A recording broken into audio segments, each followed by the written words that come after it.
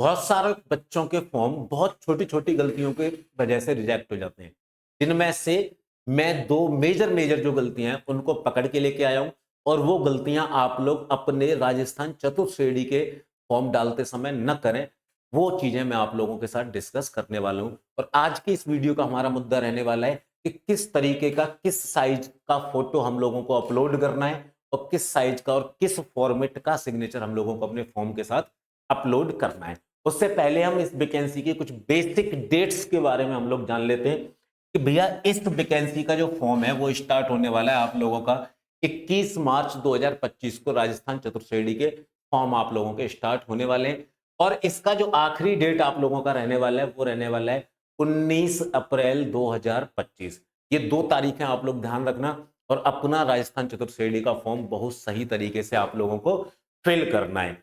तो हमारा जो मेन मुद्दा है कि भैया किस तरीके का फोटोग्राफ आप लोगों को खिंचवाना है और किस साइज में आप लोगों को अपलोड करना है। एक पैराग्राफ आप लोगों के नोटिफिकेशन के अंदर दे रखा है, उस पूरे पैराग्राफ को मैं आप लोगों के सामने एलोबरेट करने वाला हूं। दूसरी चीज मैं आप लोगों को बता दूं, अगर किसी बच्चे के पास में आधार कार्ड नहीं है तो उसको किस तरीके से फॉर्म अप्लाई करना है, इसके ऊपर भी मैं एक वीडियो बना चुका हूं। आप उस वीडियो को जाके चेकआउट कर सकते हैं। तो देखें बच्चे, इस वैकेंसी के अंदर फोटोग्राफ किस तरीके का करना है। सबसे पहला पॉइंट आप लोगों को बता दूं, सीधा सीधा लिखा हुआ है, फोटोग्राफ और हस्ताक्षर स्पष्ट नहीं होने पर आवेदन अस्वीकार कर दिया जाएगा। तो ये वीडियो मोस्ट इंपोर्टेंट है आप लोगों के लिए, अगर आप लोग राजस्थान चतुर्थ श्रेणी में सेलेक्ट होने का सपना लेके बैठे हो। ऐसा ना हो आप पहली ही स्टेज के अंदर बाहर हो जाओ जहां पे आपका फॉर्म या सिग्नेचर कुछ गलत होने की वजह से। ठीक है, देखिए क्या है कि आवेदक को नवीनतम रंगीन फोटो, ठीक है ना, अधिकतम 1 माह पुराना, 1 महीने से पुराना आप लोगों का फोटो नहीं होना चाहिए। ठीक है ना, अधिकतम 1 माह पुराना रंगीन फोटो आपको अपलोड करना है। ठीक है, सबसे मोस्ट इंपोर्टेंट बात, बच्चे जो गलती कर देते हैं, मोबाइल व अन्य स्वयं रचित फोटो का उपयोग नहीं करना है। ऐसा नहीं कि अपना फोन निकाला और फोन से सेल्फी ली और वो फोटो आप लोगों ने अपलोड कर दिया, ऐसा नहीं करना है। आपको प्रॉपर बैकग्राउंड लेके प्रॉपर आप लोगों को फोटो जनरेट करवाना है।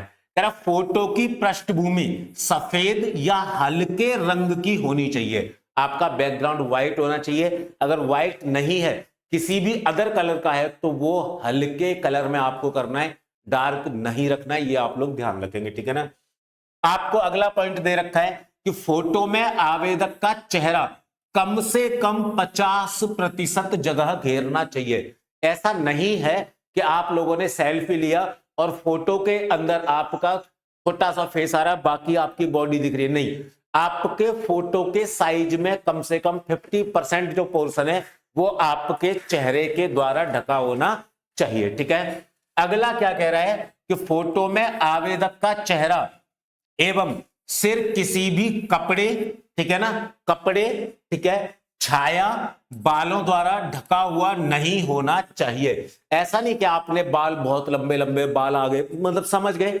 बालों से, किसी कपड़े से या कोई भी छाया आपके फोटो की ऊपर नहीं पड़नी चाहिए। ठीक है ना, आवेदक का सिर, आंख, नाक और ठोड़ी स्पष्ट रूप से दिखाई देनी चाहिए। ठीक है, यदि आप चश्मा पहनते हैं तो फोटो खिंचवाते समय चश्मा पहन सकते हैं। ठीक है ना, अगर आप चश्मा पहनते हैं तो फोटो खिंचवाते समय चश्मा पहन सकते हैं, लेकिन चश्मे पर फ्लैश नहीं आनी चाहिए। फोटो खिंचवाते समय आप लोगों ने नोटिस किया होगा कई बार कि आप लोग चश्मा लगा रखे हैं तो चश्मे पे फ्लैश आ जाती है, तो वो नहीं आना चाहिए। ठीक है ना, आवेदक की फोटो में काला या धूप का चश्मा नहीं होना चाहिए। आप लोग स्टाइल वाला चश्मा लगा के थोड़ी ना डाल सकते हो। अगर किसी बच्चे की आंखों में है प्रॉब्लम, डॉक्टर द्वारा उनको दिया गया है कि ये चश्मा आपको लगाना है, वो वहां पे लगवा सकते हैं। ठीक है ना, फोटो जेपीईजी, फोटो जेपीईजी प्रारूप में होना चाहिए और इसकी साइज 3.5 सेंटीमीटर इंटू 4.5 सेंटीमीटर होनी चाहिए। ठीक है, फोटो जेपीईजी के पिक्सल न्यूनतम 240 इंटू 320 एवं अधिकतम 480 इंटू 640 होना चाहिए। ठीक है ना, फाइल का आकार 50 KB से 100 KB के बीच का होना चाहिए, ये चीज आपको ध्यान रखनी पड़ेगी। स्कैन की गई फोटो का आकार 100 KB से ज्यादा नहीं होना चाहिए, ठीक है। परीक्षा के समय प्रवेश पत्र, ये सबसे मोस्ट इंपोर्टेंट बात है, ध्यान देंगे सारे बच्चे कि फोटो परीक्षा के समय प्रवेश पत्र, उपस्थिति पत्र पर लगी फोटो आवेदक से मेल खानी चाहिए, अन्यथा उम्मीदवार अयोग्य ठहराया जाएगा। तो बच्चे इतनी चीजों का ध्यान रखना है आपको फोटो के लिए, ठीक है। मैं बात करूं हस्ताक्षर के लिए कि हस्ताक्षर का किस तरीके का साइज रहना है और किस तरीके से आप लोगों को हस्ताक्षर को करना है, ठीक है। तो सबसे बड़ी बात कि 7 सेंटीमीटर चौड़ाई और 2 सेंटीमीटर ऊंचाई के एक आयताकार बॉक्स के भीतर काले या गहरे नीले रंग के पेन से हस्ताक्षर करें। बाहर रेड कलर से हस्ताक्षर करके शक्तिमान बनने की कोशिश ना करें। क्लियर मेंशन किया गया है कि काले रंग से हस्ताक्षर होने चाहिए या आप लोगों के गहरे नीले रंग से होने चाहिए, और 7 सेंटीमीटर चौड़े और 2 सेंटीमीटर ऊंचे आप लोग एक आयताकार बॉक्स के अंदर ही अपने हस्ताक्षर करने वाले, ठीक है ना। दूसरा क्या कह रहा है, हस्ताक्षर केवल आवेदक द्वारा किया जाना चाहिए, अन्य किसी व्यक्ति द्वारा हस्ताक्षर मान्य नहीं होगा। ऐसा नहीं हो सकता कि आप अपने यार दोस्त को बोल दे कि तुम फॉर्म डाल लेना भाई, ऐसे ऐसे हस्ताक्षर कर देना मेरे, ऐसे नहीं माना जाएगा, ठीक है। दूसरी बात, आयताकार बॉक्स में हस्ताक्षर करने के बाद इमेज को स्कैन करवाकर आयताकार बॉक्स तक क्रॉप करने के पश्चात अपलोड करें, ठीक है ना। इसका मतलब क्या है कि जैसे आपने एक आयताकार बॉक्स बनाया, आपने सिग्नेचर किए कि भैया ये मेरे सिग्नेचर हैं, ठीक है, तो आपको यहां तक क्रॉप करना है, इसको बॉक्स उसके अंदर आना चाहिए, ठीक है। परीक्षा के समय प्रवेश पत्र, उपस्थिति पत्र पर किए गए आवेदक के हस्ताक्षर अपलोड हस्ताक्षर से मेल खाने चाहिए, क्लियर है, अन्यथा उम्मीदवार को अयोग्य ठहराया जा सकता है। केवल JPEG फाइल को ही स्वीकार किया जाएगा। बच्चे यहां पे एक मोस्ट इंपोर्टेंट बात और आप लोगों को बोलूंगा कि जैसे मान लीजिए अजीत सिंह मेरा नाम है, तो मैं अपने हस्ताक्षर इस तरीके से करूंगा, ठीक है ना, बिल्कुल प्रॉपर वहां पे एक स्पेलिंग वहां लिखूंगा। मैं नॉर्मली हस्ताक्षर करता हूं इस तरीके से, ठीक है, तो ये हस्ताक्षर मैं फॉर्म भरने में नहीं करने वाला हूं, मेरे को इस तरीके से हस्ताक्षर करने, ये चीज मोस्ट इंपोर्टेंट बात है, ध्यान रखनी है इस बात को, ठीक है। अब बात आती है कि सर इतनी सारी बातें बता दी, इस वैकेंसी की तैयारी कैसे करें।